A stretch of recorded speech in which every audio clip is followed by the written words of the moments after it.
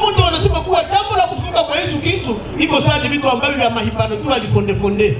Lakini waandishi wa historia wanasema basi kama ni jambo ambalo lililetwa na wanawake na ilikuwa jambo kubwa, ni kusema lilikuwa jambo la kweli. Na tena wanasema hatuwezi kutoamini ya kuwa Yesu hakufufuka.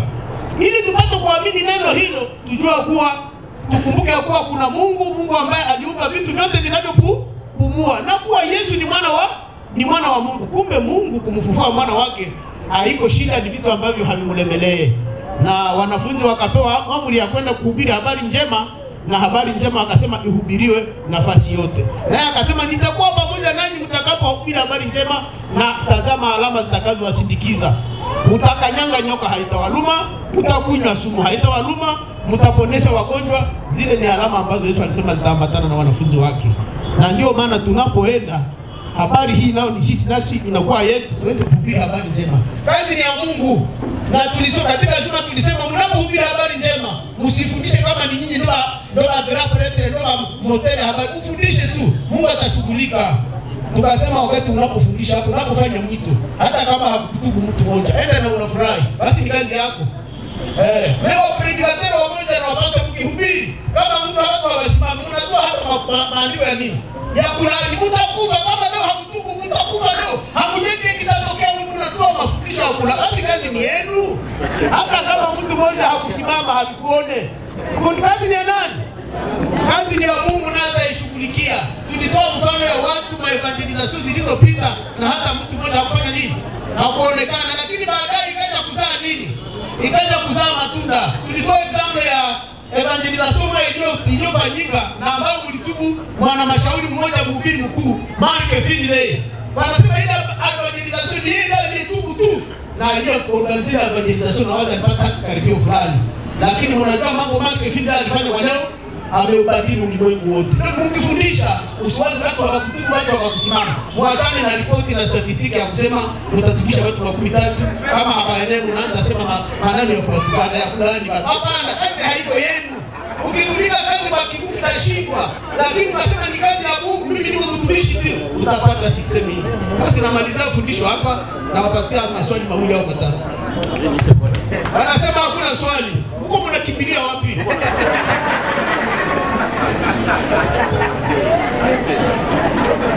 Jambo mkutano.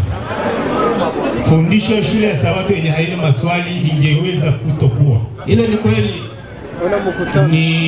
Niko na swali. Enda kwa haraka. Ulisema kuhusu wale wamama ambao walienda kupaka mwili wa Yesu. Ukatafuta kuikompare na hapa. Hao wamama wetu wa hapa. Sasa ninauliza, hii swali ikiwa itangamiza watu, mwenye takuwa ameileta ni nani? Je, mahubiri ya leo kwa watu kuhusu Sabato na ya ile siku eske ni zimoja au kumekuwa badiliko? Nyie peke Mungu mnasikia swali. Mwenye atajibu anaweza kuwa mtu mwingine, sikuwe mimi.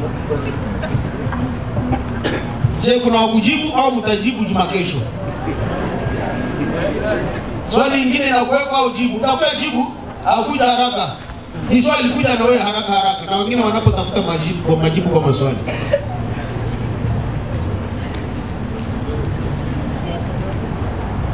Amjambo kanisa la Bwana. Mimi swali ninauliza kwa mwalimu, mafundisho ilikuwa tellement intéressant kwangu. Vraiment intéressé sana. Juu inasema juu ya Sabato, yani pumziko. Pale kwenye mwalimu ametuambia inatafuta patana na yenye mzee ameuliza kusema wale mama wa zamani na wa leo nataka kuwakompare. Akasema juu ya nini mko mnamenya birai bijumba siku ya Sabato. Asa mimi nataka uliza hivi, kulingana na Sabato ya Kiyahudi ilikuwa hairuhusiwa hata na kutembea. Yaani kama mtu atatembea ulikuwa na kamata lijiwe unaitupa kwenye itaishia, hawezi tembea kuvuka pale.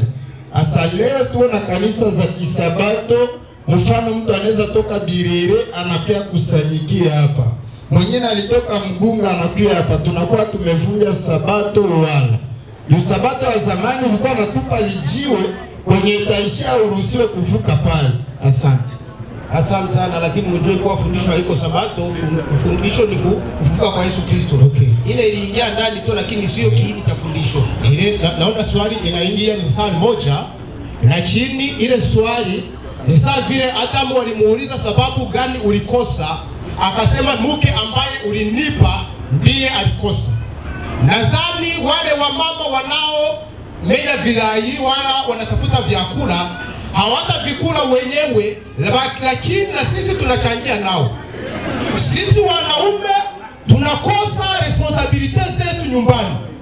Nadhani ukimwambia sabato inaingia, hii sabato inaanza, sitaki mlikuwa mnafanya kazi nyumbani, nadhani pale pale hawataendelea. Sabato ya zamani Nehemia alifunga milango ya Yerusalemu, alikuwa mwanaume. Watu hawakuingia na watu hawakuongeza. Na sisi wanaume nadhani tunaweza kufanya hivyo.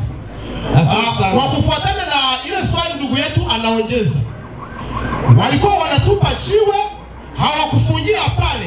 Anaenda, anafika pale, anapumua kidogo, anaanza safari anaenda. Nadhani pale ndio ulikosea. Kwa hiyo ilikuwa ni kwa kuongeza kwao ili wapate kisi ya ndio maana Yesu aliwaambia, ninyi mnakamata mzigo mnaifika watu wanyonge, ninyi hamwezi kugusa kwayo. Kwa hiyo sabato ya zamani ni ya leo, lakini wakosaji wa zamani na leo tungali tunakosa. Tunaomba ili wakati wetu wa kutubu. Mungu awabariki. Kwa kumaliza, mnapojiuliza je, vya zamani na vya leo ni sawa? Unaposoma katika kitabu ya Tragédie des siècles chapitre inayosema une réforme indispensable, inasema hivi kwa paragrafu yake ya kwanza, inasema l'histoire de l'église d'Israël est une véritable image des adventistes du 7e jour. Donc historia ile ya zamani ya Waisraeli na leo iko sawa. Waisraeli wa leo na wale wa zamani yote iko sawa. Msiseme vya zamani, msiseme vya leo. Kama ni hivyo, wa zamani wanakuwa na Mungu wao na sisi na Mungu wetu. Mungu atubariki katika jina la Yesu.